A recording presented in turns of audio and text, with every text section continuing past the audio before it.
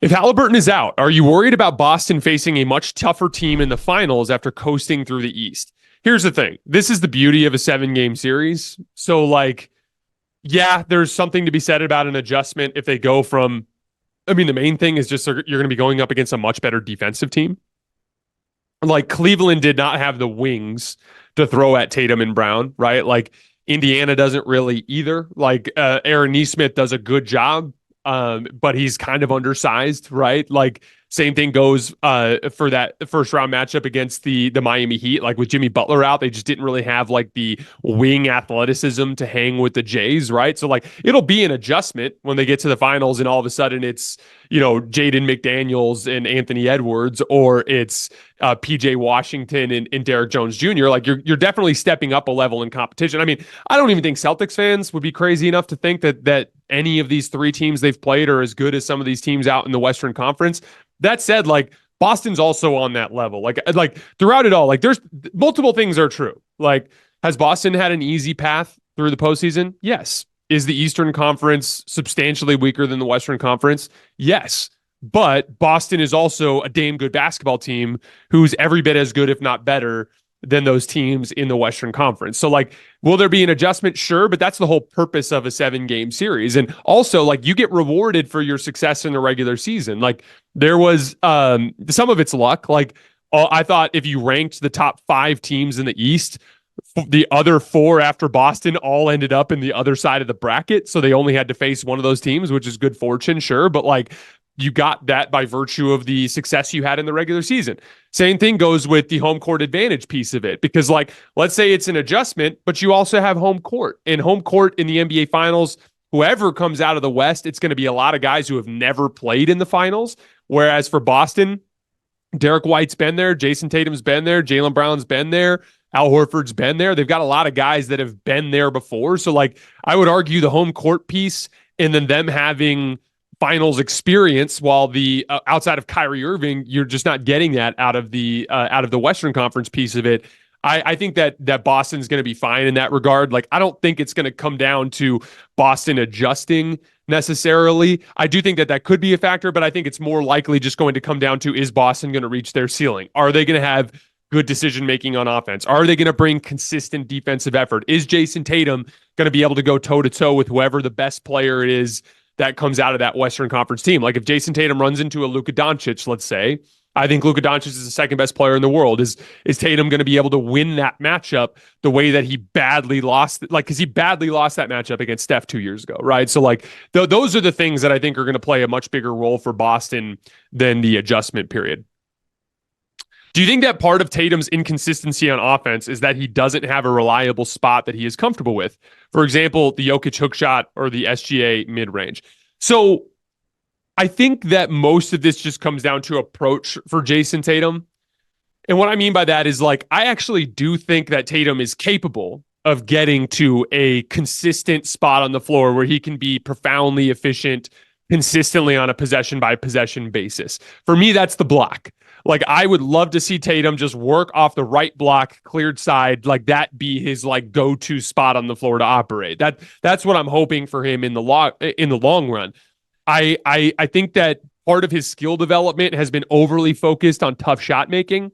And the thing with tough shot making is there's real value in it. There really is. I'm not going to sit here and pretend like it doesn't matter. Like, and it's come through for Jayson Tatum in a lot of big ways over the year. I remember him hitting a huge right shoulder fadeaway from like 20 feet to ice the Bucks in Game 6 of the 2022 Eastern Conference semifinals. Like, he's gone to tough shot making in situations that have come through for him, and there is value. But to me, the value of tough shot making is rescue possessions, meaning like there's 5 seconds on the shot clock and I just need to get something up.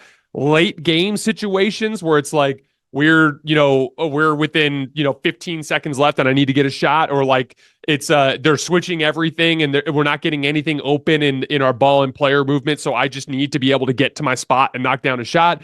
Like those are coverage beaters too. Like, if you're going against a drop coverage and a guy dies on the pick, like, yeah, you need to be able to hit a pull-up jumper. But like, Tatum just leans on him too much. Like, it's pull-up jump shots make up damn near half of his shot diet, and that's a problem. That to me is leaving meat on the bone. That is playing away from your strengths. You know what I mean? Like Tatum, I know this kind of is a strange comp because LeBron and Jayson Tatum are very different players, but like LeBron developed an over the top shot making game. But his best trait was he was bigger and stronger and more athletic than everybody, right?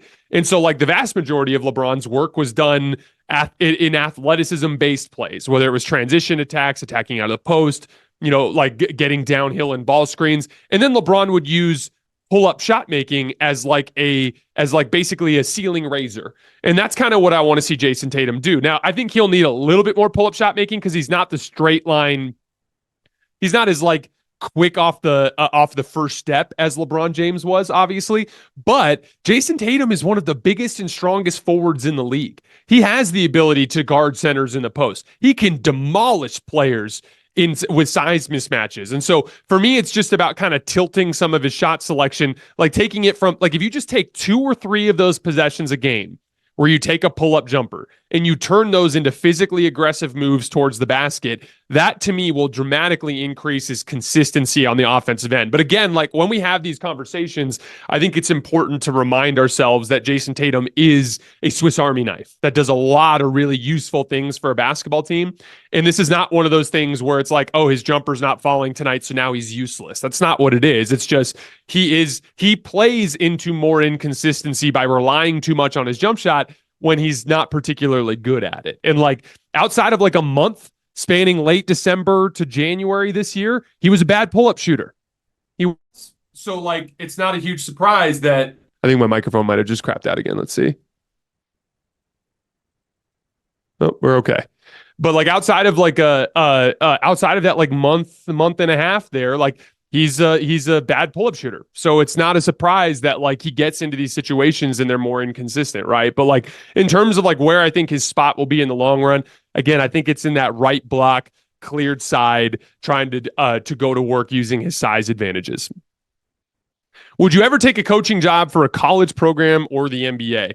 I would never take a college job just because, like, a couple of things. If you are an assistant at the college level, you like a good portion of your workload becomes like clerical work. It's a lot of like checking on the kids' grades, like recruiting visits, scouting visits, like things along those lines. It's a lot of that kind of stuff. And obviously, as a head coach, there's a lot of that kind of responsibility as well, especially on the recruiting side, right? And like for me, like I love basketball. I want to focus on basketball. So like to me, college doesn't really satisfy that specific need. I think there would be just too much non-basketball related side of the business. I would love to coach in the NBA one day, but it's just completely unrealistic. Coaching is very much a fraternity. Everyone is very like it's so. In order to get into that side of the business, you have to like take some job in a film room somewhere and just grind and maybe you'll get an opportunity to be an assistant somewhere one day, or maybe you'll have some sort of connection, but like chances are, like as much as I'd love that opportunity, it's just unrealistic, and so it's not something that I plan on. But to answer the question, if the Charlotte Hornets called me tomorrow and was like, hey, do you want a position as one of our end of the bench assistants? I'd be like, fuck yeah, let's go. Let's do it. Just because for me, I like nothing, as much as I love talking about the game, nothing beats the competitiveness. So nothing beats like being in a locker room, being with those guys and trying to achieve the ultimate goal and going after a championship of whatever type it is. But again, it's unrealistic, so it's not something I plan on. What's the biggest difference between this series and the Knicks series for the Pacers, where the Knicks also went up 2-0? I'll keep it really simple. Boston's a much, much, much better basketball team. Would Darius Garland be a good fit for the Lakers? I'm going to put it this way. I saw this moving around today. To me, Austin Reeves is like 95% the basketball player that Darius Garland is. You could argue he's a better playoff player. And he costs a tiny fraction as much, and he's already on the roster. So like, to me, any sort of deal for Garland would require the aggregation of salaries and sending out too many good players. I think the Lakers would get worse. So I flat out don't like that kind of deal. Who would guard Jaylen Brown for the Mavs or the Wolves? So I think what they would probably do if it was Dallas is I think we'd see PJ Washington on Jayson Tatum, and then I think we'd see Derrick Jones Jr. on Jaylen Brown. But I could see that matchup getting moved around quite a bit. Kyrie Irving has defended guards so well in this postseason run that I think that Kyrie could handle probably the Derek White assignment, right? And then I think they probably try to hide Luka Doncic on Drew Holiday, and they probably use Drew Holiday a lot as a screener. The thing is, this is the problem with Boston, and this is one of the reasons why everyone keeps writing off Boston and saying the Western teams are better. And I may pick the Western Conference team, but whoever comes out of the West, even if I do pick them, it's like a 55-45 kind of thing. I think Boston is damn good, and I might end up picking Boston. I'm not sure. We'll see when we get to that point. But one of the main reasons why is because Boston just presents massive matchup problems for everybody. It's kind of like the Tyrese Halliburton piece. You're putting Tyrese Halliburton on Derek White. You have to put him on Derek White because Drew Holiday will punish him in the post, and you can handle the Derek White problem with more team-based concepts. But that's just the problem. Derek White's freaking amazing, and you're putting Tyrese Halliburton on him because you just have no choice. And that's just the reality of the predicament that Boston puts you in because they have so many damn good basketball players. They have 4 dudes making over 30 million, and it's not they're on bad contracts. They all deserve to be making at least that much. And then Derek White is the one guy who doesn't, and he probably deserves to make 35 million a year based on what he does on both ends of the floor. So Boston's just super, super talented, and those are the problems that those are the predicaments that they can put you in. In terms of the Timberwolves, my guess is that they probably put Jaden McDaniels on Jayson Tatum and Anthony Edwards on Jaylen Brown. But again, it's the same kind of thing. I think you'd see some interchangeability there. Let's see. That would be an interesting series for the Karl-Anthony Towns kind of fit in terms of the matchups. And I wonder how often the Wolves would have to go small and put Nickeil Alexander-Walker on the floor. We're this close to crowning a new NBA champ, and with the action heating up on the court, it's even hotter at DraftKings Sportsbook, an official sports betting partner of the NBA. There's only so many games left, and DraftKings Sportsbook has you covered with same-game parlays, live betting, odds boosts, and so much more. Don't miss out, or you'll have to wait until next NBA season to place your bets. It's super easy for first-timers to get started. Try betting on something simple, like picking a team to win. Go to the DraftKings Sportsbook app, select your squad, and place your first bet. It's that simple. The championship odds right now, as we head into the conference finals, according to DraftKings, Boston's at -150, the Timberwolves at +275, the Mavericks at +500, and the Indiana Pacers, a long shot, at +2,500. New to DraftKings, listen up. New customers can get a no-sweat bet up to $1,500. Just deposit at least $5, and you'll get a bonus bet back equal to your first bet if it doesn't hit. Download the DraftKings Sportsbook app now and use code HOOPS. That's HOOPS. That's code HOOPS for new customers to get a no-sweat bet up to $1,500 if your first bet doesn't hit. Only on DraftKings. The crown is yours. Did players used to get this much shit for poor performances in just one game, or is it happening more now with more exposure in today's NBA? I've noticed this in general over the years with Twitter. Everybody wants to take victory laps or admit they're wrong after one game, which is absolutely crazy to me. I mean, even just in the last round, let's see, Dallas lost game 1 and won the series. Denver lost game 1 and led by 20 in game 7 in the second half, right? What was the Knicks went up 2-0 and the Pacers ended up winning that series. So in general, when it comes to the postseason, I am a big believer in no matter what you think, don't react to anything until you've seen multiple games and you've seen all the adjustments. Let's say Indiana wins game 1 without that, crazy Jaylen Brown shot. It's you could be oh my gosh, they can't guard pick and roll. And it's actually they were able to come up with some adjustments in literally one game to be able to mitigate a lot of the issues. Just take Kornet out of the rotation, although Mazzulla was forced to. But take Kornet out of the rotation, put Horford on Siakam, and all of a sudden you're just in a better position, right? So another one too. I went back and looked through the film, and Minnesota I thought played one of their worst defensive games of the postseason against Dallas in game 1. And so I just think that we see a more desperate Minnesota defensive effort in game 2, and I think Minnesota ties the series. And so now who knows? Dallas is in commanding position, and they very well might end up winning. But in general, I just don't understand the overreacting, and especially when it comes to the individual players. My thing is I think criticism without praise is empty, and praise without criticism is empty, right? So I have to be critical of Ant for the way he played in game 1, because I'm also the guy that praises him heavily when he plays well, right? it's just like with Jayson Tatum. I've been very critical of Jayson Tatum over the years, but like he was awesome in game one in so many different ways aside from the shot making. And it's like, to me, like I have my biases. I do. I'm not going to sit here and lie to you guys. I emotionally as a fan root for the Lakers, right?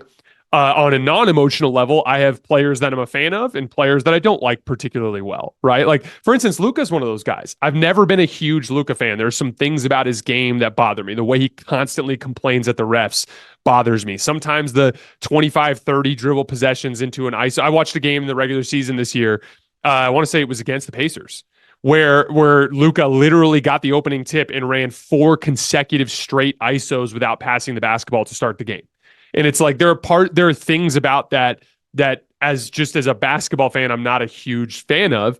But at the same time, like I genuinely do try to fight against those things and to try to be as objective as I possibly can. My thing is like, I'm not going to lie to you and say that I'm, perfectly unbiased. I'm not. I have my biases. I have my likes. I have my dislikes. I'm just going to try like hell to do the best job that I can. I do, to put it simply, I take this job very seriously. The fact that you guys actually come to me and listen to my analysis, that you actually care about my opinion, I take that as a huge compliment, and I take that responsibility seriously. I want to make sure that I do this job the way that it's supposed to be done. I'm not perfect. I'm going to fuck up a lot. I say stupid shit sometimes. What was the one I had at the beginning of the last round where I said the Lakers might be or that the Wolves have is the same chance to beat Denver as the Lakers do? Like the Lakers did. Like that was stupid. I make mistakes. Like that's kind of just how it goes. But I'm gonna just do the best I can, and we'll see. I feel like I'm better at it than I was a few years ago, and hopefully I keep getting better at it over the years.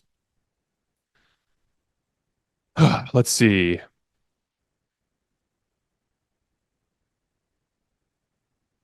Tatum garners so much attention from defenses. Do you think this opens up Brown for games like this? So, to put it simply, like there are usually aggressive coverages lined up for the other team's best star, and there's usually traditional coverages lined up for any sort of supporting star. So, for instance, let's take Minnesota. Like Anthony Edwards is getting high drop coverage, double team on ISOs. Like he saw a ton of that against Denver, a little bit of it in game one against Dallas, where they're like really loaded up and digging down into driving lanes, high drop, like Ant's coming off of those ball screens and settling. He's not being as aggressive as he needs to be, but so much of it has to do with the coverages, right? The when it comes to like the game plan piece of it, then you look at Karl-Anthony Towns and it's like, yeah, they will throw the occasional double team to him in the post, but like when they run Horn's chest and Ant dribbles off the Cat on the left elbow and Cat comes off of Naz Reid or Rudy Gobert on the right elbow and they throw the ball to him, they're not double teaming him or trapping him. Like he's getting traditional coverages, meaning he's getting the same coverages that every other team gets, right? And like a lot of that is or every other player, I should say, gets. And so a lot of that is like Jaylen Brown is going to have a certain different level of difficulty than Jayson Tatum. That's a fact, right? And like if Boston ever did trade Jaylen Brown, like let's say 4 years from now they do, or let's say they have like another disappointing loss 2 years in a row, and then they end up trading Jaylen Brown. I don't think they will. I think Jaylen Brown will be a Celtic for a long time. But if Jaylen Brown goes to a team and is the best player on the team, his entire perspective on the game will change. Instead of getting the Aaron Nesmith point of attack assignment, like he's like right now he's getting Andrew Nembhard, right? Like instead of Tatum getting Aaron Nesmith, like if he was the best player on a team, maybe he gets Aaron Nesmith for the entire game, like, and he has success against Aaron Nesmith too. I'm not trying to say he can't, but like, let's say like the Minnesota assignment, like if they end up having to leave a lesser defender on one of the Jays, who are they going to do it?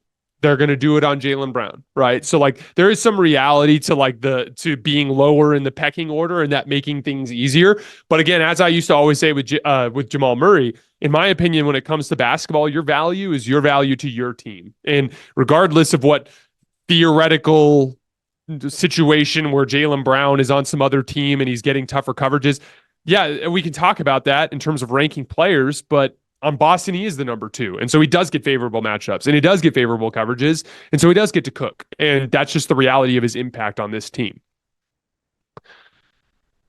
Would the Celtics fare better against the Wolves or the Mavs? Ooh, that's interesting. I would say, man, that's a really interesting question.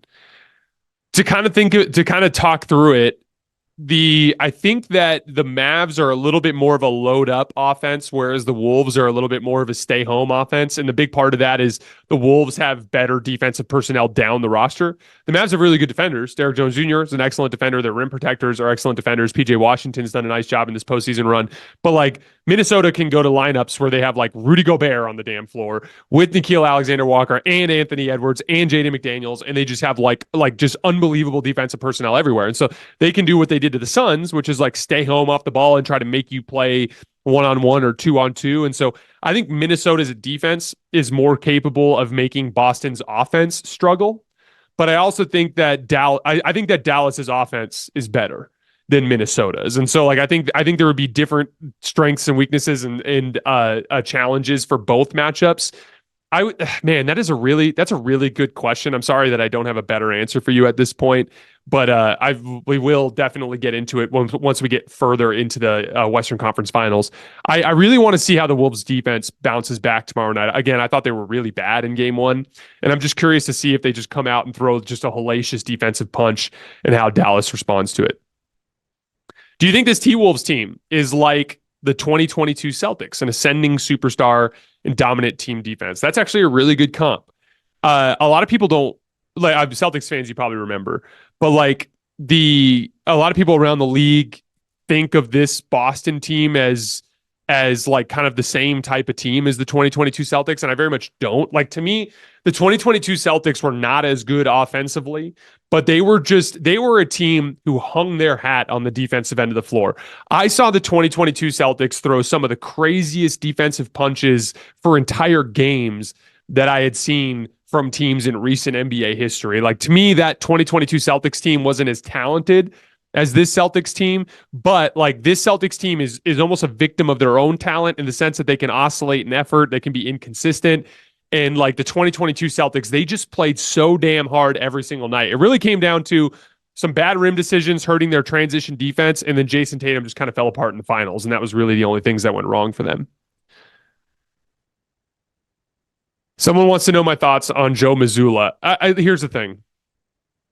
I think Joe, what drives me crazy with Joe Mazzulla is just the entire offensive approach from Boston, where there's very little hierarchy. There's very like quick decisions. There's a lot of like settling. There's a lot of like, let's just find like run up the floor and run quick action and take a three without even getting like a paint touch. There's a lot of like inconsistent offensive approach from Joe Mazzulla. And like, I talked about this a lot with Darvin Ham. Like, to me, one of the most important elements of a head coach in the NBA is possession by possession accountability. What I mean by that is like deeply valuing every single possession and building the habits that will carry you in the NBA finals or in the NBA playoffs. Because once you get to this point where you need to win 16 games in 2 months, so much of it comes down to like execution and avoiding mistakes and like not having these 2-3 minute stretches where you lose your damn mind. And like one of the characteristics that is really like kind of